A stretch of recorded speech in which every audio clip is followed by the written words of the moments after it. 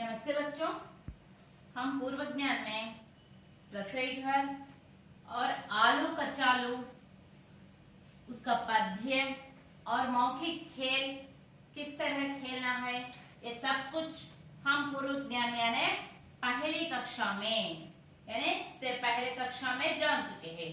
तो आइए छठवीं कक्षा के छात्र आप अपने हिंदी पाठ्य पुस्तक निकालिए और पृष्ठ संख्या 10 यानी पेज नंबर 10 पृष्ठ संख्या 10 निकालिए आप हिंदी पाठ्य पुस्तक। यहाँ पर हमें कई चित्र दिखाई दे रहे हैं। यह हिंदी पाठ्य पुस्तक में कुछ चित्र दिखाई रही हैं।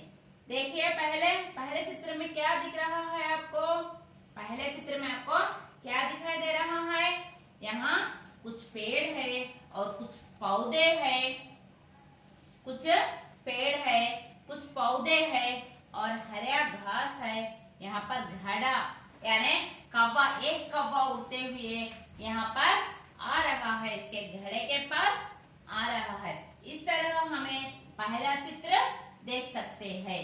और दूसरे चित्र में देखिए यहाँ पर भी कुछ पेड़ और पौधे, हरा घास, फूल और यहाँ पर एक घड़ा, घड़े में घास और पानी पीते हुए एक कौवा उड़कर आकर घड़े पर बैठकर पानी पीने वाला एक कौवे का चित्र हमें दूसरे चित्र में दिखाई दे रहा है।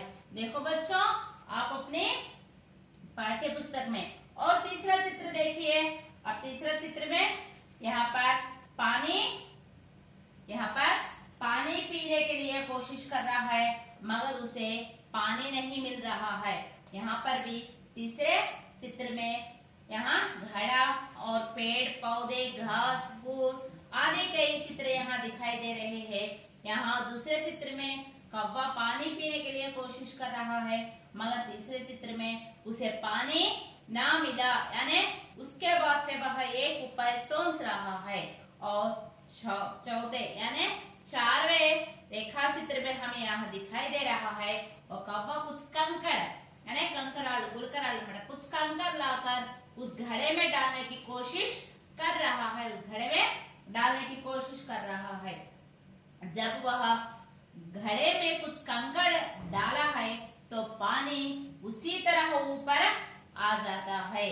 और पानी ऊपर आते ही कौवा या पांचवें चित्र में यह दिखाई दे रहा है पानी पीकर अपना प्यास मिटाकर वह फिर उड़ जाता है। इस तरह हम यह चित्र में देख सकते हैं। तो आइए हम इस कहानी के बारे में पर जानकारी लेंगे। बच्चों हमें कहानी सुनना बहुत पसंद है, ये बात तो हम पहले ही कह चुके हैं। तो इसके आधार पर हम एक कहानी यहाँ सुनेंगे। एक जंगल था। जंगल माने फॉरेस्ट। एक जंगल था यानी जंगल माने फॉरेस्ट। एक जंगल था, उसमें एक कौवा रहता था। कौवा माने कौवा यानी क्रो, काकी। कौवा माने क्रो, काकी। एक कौवा रहता था। वह कई दिनों से वहां पर रहता था। उसे एक दिन अचानक प्यास माने थर्स्ट, दाहम यानी प्यास माने थर्स्ट, दाहम। उसे प्यास लगी कौवे को। वह कौवा अपने प्यास मिटाने के लिए यानी प्यास मिटाने के लिए किधर इधर उधर घूमने लगा। उसे घूमते घूमते कुछ देर के बाद एक जगह उसे घड़ा दिखा। वह उस जगह में क्या क्या है बच्चों, यह हम पहले रेखा चित्र में तो देखा है। वह कौवा उड़ते हुए एक जगह आ जाता है। वहाँ एक घड़ा माने क्या है माँ, पॉट, कुंडा, पीवोटी पॉट। एक घड़ा वहां पर दिखता है उस कौवे को। उसके आसपास कई पेड़ पौधे और जमीन पर घास हरियाली दिखाई दे रही है। वो कौवा उड़ते हुए यही वही ढूंढते हुए उस घड़े के पास आता है और घड़े में झांक कर देखता है तो घड़े में थोड़ा ही पानी रहा था। वह अपने प्यास बुझाने के लिए वह पानी कैसा पीना यह सोच में पड़ जाता। वह कौवा अपना प्यास बुझाने के लिए उस पानी कैसा पीना यह सोच में पड़ जाता। सोचते सोचते उस कौवे को एक उपाय, उपाय माने आइडिया, उपाय। एक उपाय सूझता, वह उसे एक उपाय सूझने लगता। वह उपाय क्या है? यानी वह उड़ते हुए छोटे छोटे कंकड़, यानी गुलकरालू, कंकड़ माने स्मॉल स्टोन्स, कंकड़, स्टोन्स, यानी उसे यह उपाय सूझता कि वह कई से छोटे छोटे कंकड़ लेकर उस घड़े में डालने लगता। थोड़ी देर के बाद उसके प्रयास के साथ, यानी वह जब वह कंकड़ लेकर घड़े में डालने लगा तो ये छोटे छोटे कंकड़ नीचे जाकर पानी, घड़े में का पानी ऊपर आने लगता। जब पानी ऊपर आने पर कौवा क्या करता? वह अपनी चोंच से पानी पीने लगता, यानी अपनी चोंच से पानी पीने लगता। पानी पीकर अपने थर्स्ट, दाह, अपना प्यास मिटाता।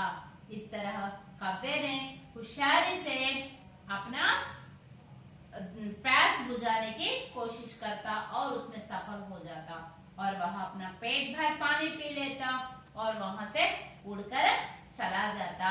तो यहाँ पर हमें यह मालूम होती है कि नीति उपाय रहने से हम हर मुश्किल को सामना कर सकते हैं।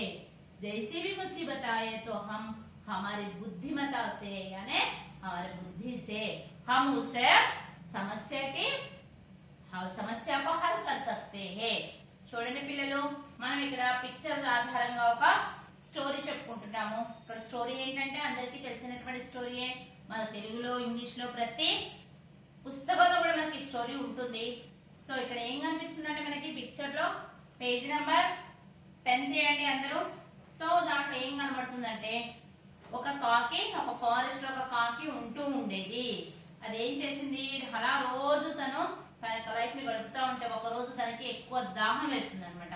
సో తన దాహాన్ని తీర్చుకోవడం కోసం ఏం చేసింది, అది అటు ఇటు వెతకటం మొదలు పెట్టింది. వాటర్ కోసం ఖోజ్నా అనే వెతకటం. తను అటు ఇటు వెతుక్కుంటూ ఎగురుకుంటూ చూస్తూ ఉంటుంది వాటర్ ఎక్కడ దొరుకుతాయా అని చెప్పేసి. చాలా సేపు ప్రయాస పడిన తర్వాత వెతకంగా తనకి ఒక ప్లేస్ లో, ఒక మైదానంలో ఒక పాట్ కుండ పెట్టి ఉంటుంది. సో అక్కడ ఏం కనిపిస్తుంది మనకి, ఆ కుండ దగ్గర గ్రీనరీ, పచ్చదనము, గడ్డి, తర్వాత అనేక చిన్న చిన్న మొక్కలు ఉన్నటువంటి పొదలు, చెట్లు, తర్వాత ఫ్లవర్స్, ఇవన్నీ కూడా మనకి చాలా చక్కగా కనిపిస్తూ ఉన్నాయి. సో అదేం చేసింది, వెతుక్కుంటూ అది ఆ కుండ దగ్గరికి వస్తుందమ్మా. ఆ కుండ దగ్గరకు వచ్చిన తర్వాత చూస్తే, దాంట్లో తొంగి చూస్తే దాంట్లో కొంచెం వాటర్ ఉంటాయి. దీని ముక్కు చిన్నగా ఉండటం వల్ల ఆ వాటర్ తనకి అందవు. అప్పుడు ఆలోచన పడుతుంది అనమాట, ఆలోచించడం మొదలు పెడుతుంది.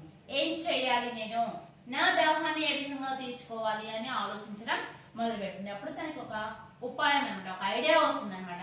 ఏం చేస్తుందంటే అది చిన్న చిన్న గులకరాళ్ళని ఎగురుకుంటూ ఫస్ట్ ఒకసారి వెళ్తుంది, ఒక గులకరాళ్ళు తీసుకొచ్చేసి ఆ కుండలో వేస్తుంది. మళ్ళీ నెక్స్ట్ టైం అలా కొంతసేపటికి గులకరాళ్ళు తీసుకొచ్చేసి ఆ పాట్ లో అన్నమాట కుండలో వేసేసరికల్లా ఆ కుండలో ఉన్నటువంటి, లోపల ఉన్నటువంటి వాటర్ పైకి వచ్చేస్తాయి అన్నమాట. మనం కూడా అంతే, మనం కుండ లోపల చేయి గానీ ఏదైనా చెంబు గానీ పెట్టామనుకోండి, వాటర్ ఏమైపోతాయి, పొంగి పైకి వచ్చేస్తాయి అన్నమాట. సో అదే విధంగా ఈ కాకి చేసినటువంటి పనికి అన్నమాట, గులకరాళ్ళకి ఏం చేస్తుందంటే గులకరాళ్ళు తీసుకొచ్చి వేయగానే వాటర్ మొత్తం అలా కొంచెం పైకి వస్తే తను తన చిన్న ముక్కుతో అన్నమాట ఆ వాటర్ ని తాగుతుంది. తాగి తన యొక్క దాహాన్ని తీర్చుకుంటుంది. ఈ విధంగా తన ఉపాయంతో తన దప్పికని, మనము దప్పిక వేసినప్పుడు వాటర్ తాగకపోతే ఏమవుతుంది, మన యొక్క ప్రాణం పోతుంది అనమాట. సో ఉపాయం ఉంటే ఏ విధమైన అపాయాన్నైనా తప్పించుకోవచ్చు అనేటువంటి నీతిని, जब भी हमें जो बुद्धिमता से जो भी हमें समस्या है तो उसका हल कर सकते हैं అనేటువంటి నీతిని మనము ఈ కథ ద్వారా తెలుసుకోవచ్చు. సో ఒక పక్షి అన్నమాట, ఒక కాకియే మనము అలా ఒక కాకియే ఆలోచించి అలా మనం చేయగలిగినప్పుడు మన మనసులో అన్నమాట కష్టాలు రాగానే మనం ఏం చేస్తూ ఉంటాం, जब भी कष्ट आता है तो आदमी ऐसा बोलते हैं जैसा ही उसे एक कुछ है वह कष्ट आ गया है. लेकिन बच्चों किसी वक्त भी हमें कष्ट के समय धीरज से रहना चाहिए. इस कहानी से हम सीख सकते हैं. इस कहानी से क्या सीख सकते हैं? जब भी हमें समस्या आए, जब भी हमें मुश्किल आए, तो हम उपाय से उस मुश्किल का हल कर सकते हैं, उस समस्या को समाधान कर सकते हैं। इस तरह यह कहानी हमें यहाँ एक नीति चल रही है। एक कौवा था, उसे प्यास लगी, चारों ओर देखा। चारों ओर माने फोर साइड्स, चारों ओर माने चारों ओर माने चारों ओर, फोर साइड्स, चारों ओर माने फोर साइड्स, फोर साइड्स నాలుగు వైపుల ఏంటి? पूरब, पश्चिम, उत्तर, दक्षिण। इस तरह ఈస్ట్ వెస్ట్ నార్త్ సౌత్ నాలుగు దిక్కులు వెతికిందనమాట. అది తన వాటర్ కోసం, తన దాహాన్ని తీర్చుకోవడం కోసం నాలుగు వైపుల నాలుగు దిక్కులు అనమాట. మనకు ఉన్నటువంటి నాలుగు దిక్కులు ఏంటమ్మా? ఈస్ట్ వెస్ట్ నార్త్ సౌత్, पूरब पश्चिम और उत्तर दक्षिण। इस तरह चारों ओर ढूंढने लगी। कौन ढूंढने लगा? कौवा। क्या ढूंढने लगी? पानी को। क्यों ढूंढने लगा? उसे प्यास लगने के कारण। దానికి దప్పిక వేయటం వల్ల ఎవరు వెతికారు? కాకి. దేనికోసం వెతికింది? ఇక్కడ వాటర్ కోసం వెతికింది అనమాట. సో అలా వాటర్ ని వెతుక్కుంటూ వెళ్ళింది. దానికి ఒక ప్లేస్ లో కొంచెం వాటర్, ఒక కుండలో వాటర్ కనిపించాయి అనమాట. उसे घड़ा दिखाई दिया। घड़ा माने చెప్పుకున్నాం ఆల్రెడీ మన మీనింగ్, పాట్ అనేటువంటిది అనమాట. उसमें पानी बहुत नीचे था। नीचे అంటే చాలా తక్కువ లోతులో ఉందన్నమాట. దానికి వాటర్ చాలా తక్కువ లోతులో ఉంది. उसमें एक एक कंकड़ लाकर घड़े में डाला। कंकड़ माने చిన్న చిన్న గులకరాలు తీసుకొచ్చి వేయటం మొదలు పెట్టింది. घड़े का पानी ऊपर आ गया। ఆ కుండలో ఉన్నటువంటి వాటర్ పైకి వచ్చేసింది. उसमें पानी पीकर अपने प्यास बुझाई। ఆ పైకి వచ్చినటువంటి వాటర్ ని తాగి తన దప్పికని తీర్చుకుందన్నమాట. इस तरह कव्वे ने अपनी मेहनत और उपाय से अपने प्यास बुझाई। కష్టపడటం అన్నమాట. ఎగురుకుంటూ వెళ్ళటం, ఒకసారి ఒక రాయిని తీసుకురావటం, ఆ కుండలో వేయటం, మళ్ళీ ఎగురుకుంటూ వెళ్ళటం, మళ్ళీ ఒక గులకరాయిని తీసుకురావటం, మళ్ళీ అది కుండలో వేయటం. అలా చాలా కష్టపడి తనకు తోచినటువంటి ఉపాయంతో తన దాహాన్ని తీర్చుకుంది. సో దీని నుంచి మనకి లభించేటువంటి నీతి ఏంటంటే, కష్ట సమయంలో మనం ధైర్యంతో గనక ఆలోచిస్తే ఎంతటి కష్టాన్నైనా సరే మనము ఎదుర్కోవచ్చు. అపాయంలో అయినా సరే మనకి ఉపాయం కనుక ఉన్నట్లయితే ఆ అపాయాన్ని తప్పించుకోవచ్చు అనేటువంటి నీతి కథని మనకి ఇక్కడ ఇవ్వడం జరిగింది. बच्चों आप अपने नोट पुस्तक निकालिए और जो कठिन शब्दार्थ है वह आप लिखिए। यानी लिखने से आपको 1 से 2 बार शब्दार्थ लिखने से या पढ़ने से आपको उस शब्द की मानी समझ में आएगी। మా పిల్లలు మీ యొక్క నోట్ పుస్తకం అన్నమాట, అంటే మీ యొక్క నోట్సెస్ లో ఏం చేస్తారంటే, మీరు మీనింగ్స్ 1కి 2 సార్లు రాసినట్లయితే, ఫస్ట్ మనకి మీనింగ్ అనేది కనుక తెలిసినట్లయితే స్టోరీ అనేది మనకి చాలా ఈజీగా అర్థమవుతుంది. సో ఇక్కడ ఒక కాకి మరియు దాని యొక్క దాహం తీర్చేటువంటి విధానం గురించి ఇక్కడ మనకి ఒక స్టోరీ ఇవ్వడం జరిగింది కదా. అదే విధంగా మీరు కూడా మీ ఓన్ గా ఏదైనా ఒక స్టోరీ రాయటానికి ప్రయత్నం చేయండి. आप भी अपने स्व से यानी अपने निजी से एक कहानी तैयार कीजिए कि कौन सा भी यानी पक्षी यानी किसी तरह कहानी అపాయంలో కూడా ఉపాయం అంటే తప్పించుకోవచ్చు అనేటువంటి దాని నుంచి ఒక స్టోరీ తీసుకొని మీరు కూడా రాయటం మొదలు పెట్టండి. అర్థమవుతుందమ్మా? సో మీరు ఇది शब्दार्थ पढ़ने से आपको हिंदी सरल और साजगता से समझ में आएगी। आपको पढ़ना और बोलना बहुत सरलता से आएगा। बच्चों तो आपने हिंदी पाठ्य पुस्तक निकालिए, 1 से 2 बार आप अपने पाठ भी पढ़िए और कहानी लिखना और सुनना हर एक को भी पसंद है तो आप और एक कहानी इसी तरह और एक कहानी आप लिख कर रखिए गृह कार्य के रूप में, और दूसरे बारे में अगली कक्षा में बताएंगे। तो धन्यवाद।